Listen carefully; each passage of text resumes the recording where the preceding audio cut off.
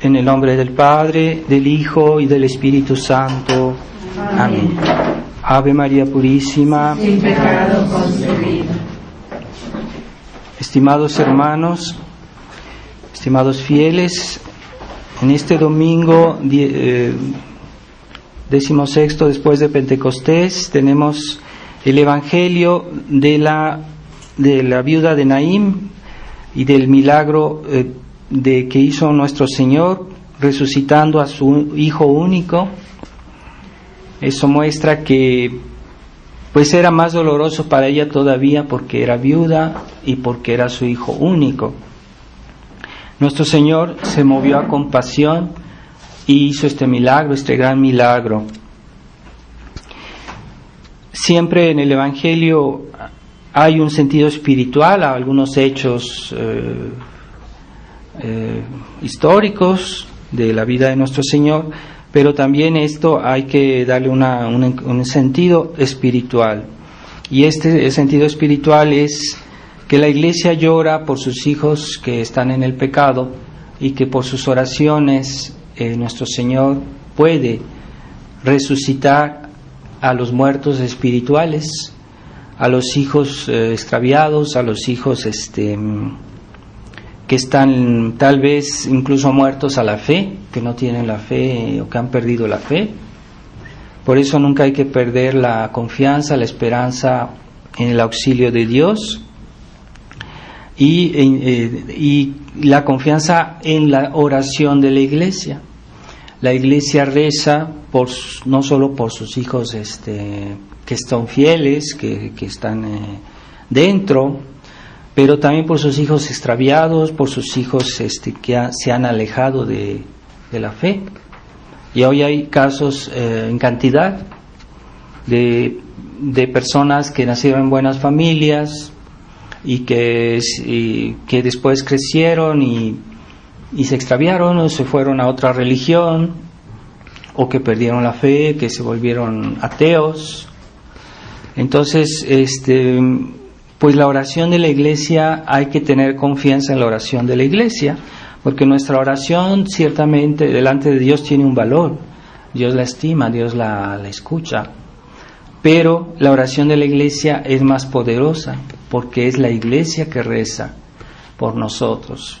Y esa oración de la Iglesia especialmente es la Santa Misa, pero también todas las oraciones oficiales de la Iglesia, como son, por ejemplo, la oración del breviario que hace el sacerdote todos los días, pero hay oraciones que, por ejemplo, las bendiciones, los sacramentales, todo eso forma parte de la oración de la Iglesia.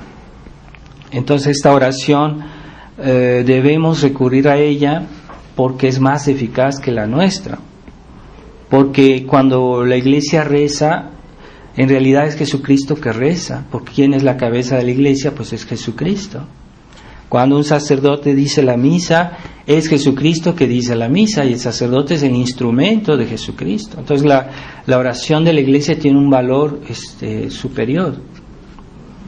Por eso es bueno, es muy bueno que una persona diga sus oraciones privadas, personales, por ejemplo, sobre todo el Santo Rosario, pero la oración de la misa es la oración suprema, la oración máxima, porque es el sacrificio de nuestro Señor que se reactualiza en el altar, y es una oración, la mayor oración que puede concebirse, la oración de Jesucristo que fue crucificado por nosotros, esa oración que Él hizo en la cruz por nuestra salvación.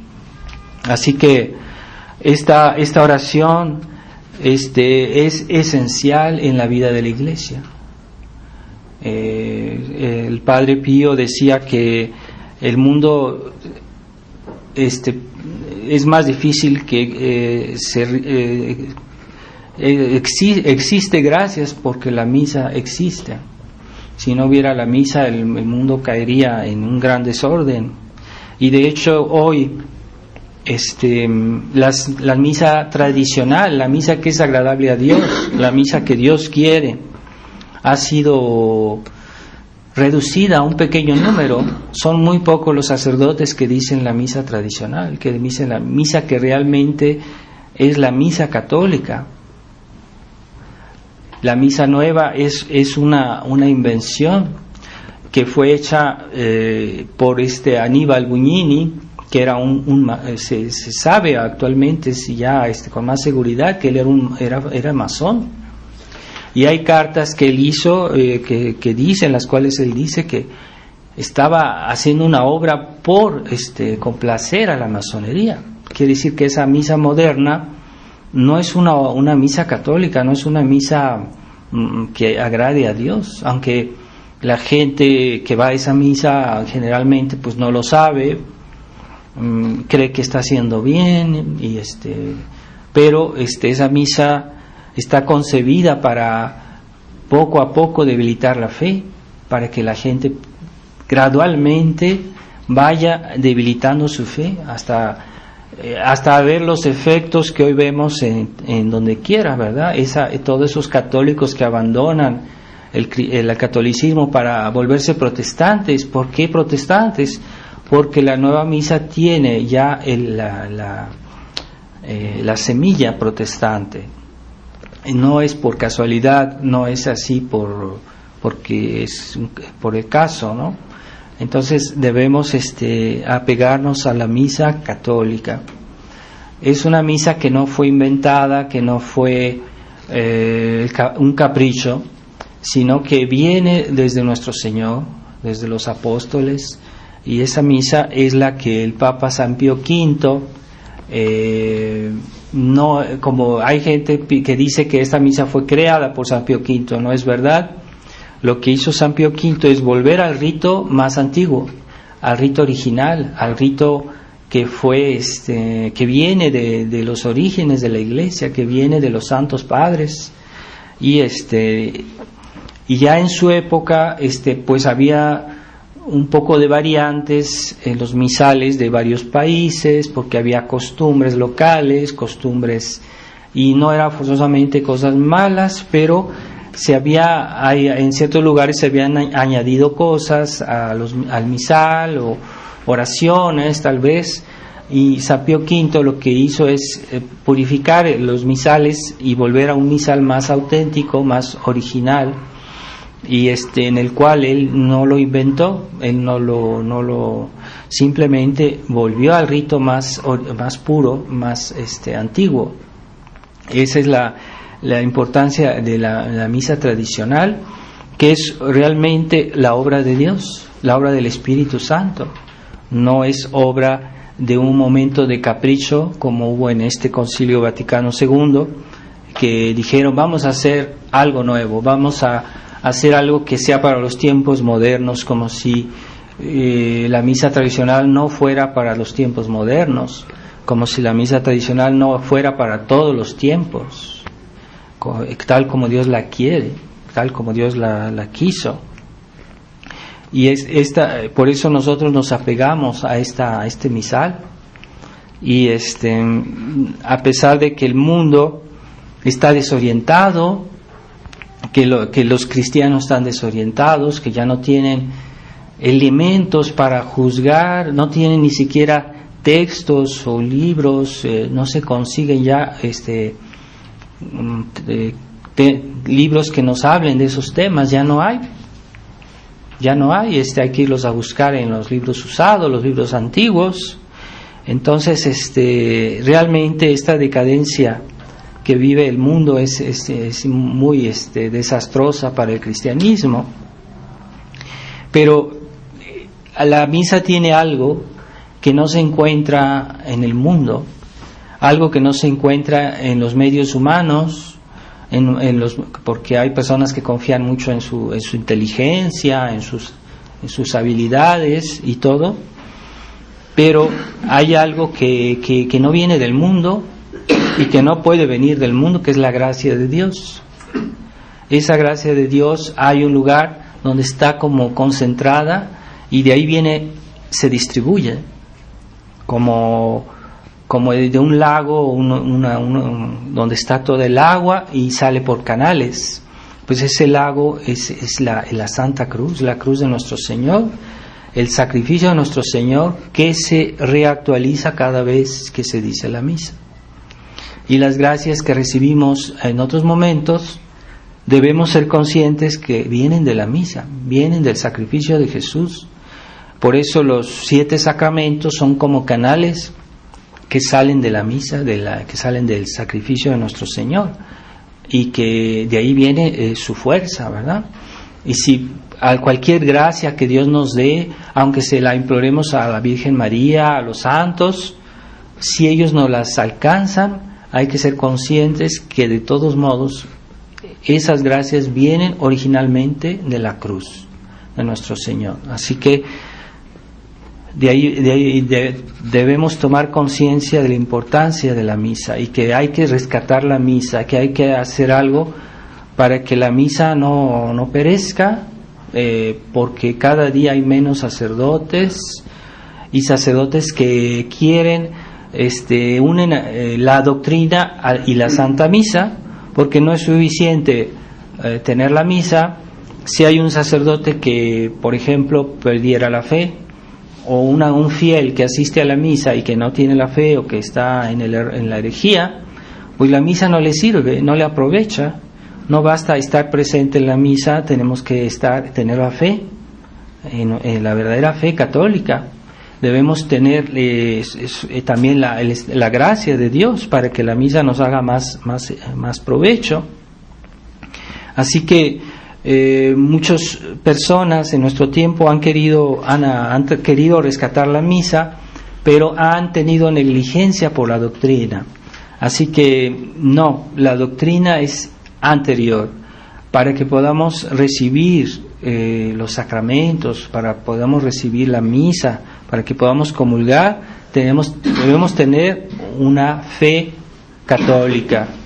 Y la fe católica no es un sentimiento, es la adhesión de nuestra inteligencia a la verdad revelada por Dios. Esa verdad hay que conocerla, esa verdad hay que profesarla, esa verdad hay que estudiarla. Entonces no basta decir yo voy a la misa tradicional si al lado de eso yo no tengo un concepto correcto de lo que es mi religión, o no tengo un concepto correcto de los errores que atacan a mi religión. Es necesario que tengamos también una formación de lo que la Iglesia condena, de lo que la Iglesia reprueba, porque la Iglesia siempre enseñó la verdad, pero también condenó el error. No es suficiente decir yo conozco la verdad y entonces estoy bien. No, también hay que condenar el error contrario a nuestra fe. Por eso siempre los concilios terminaban, los concilios católicos siempre terminaban con los anatemas. Era una serie de proposiciones que decían aquel que no afirma esto, que sea anatema, o sea, que sea condenado, que sea excluido, que sea excluido de la Iglesia. Es una cosa afirmativa y que es así contra el error, explícitamente. Entonces, los católicos que hoy hay muchos que defienden la misa tradicional, no es algo malo en sí, pero no quieren denunciar los errores que hoy atacan a la base de nuestra fe. Porque sin la fe, ¿de qué sirve tener la misa? ¿De qué sirve ir a misa el domingo si nuestra vida no corresponde a eso que vamos a profesar en la misa? De ahí la importancia, sí, de conocer los errores modernos, de conocer nuestra religión, de formarnos y de denunciar los errores que están justamente destruyendo lo que es la misa católica, y que se han difundido en la Iglesia actualmente.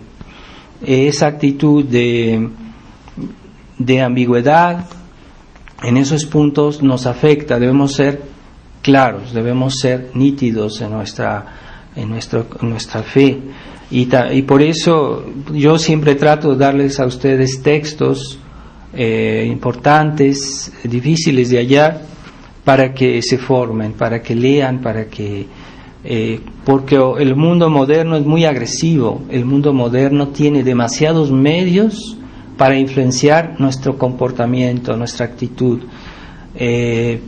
Los medios de comunicación son muy poderosos hoy, los medios de distracción, los medios, etcétera. Todo hoy el mundo está muy afectado por la nueva mentalidad, así que se necesita una fuerza muy particular para no dejarse llevar por esta mentalidad.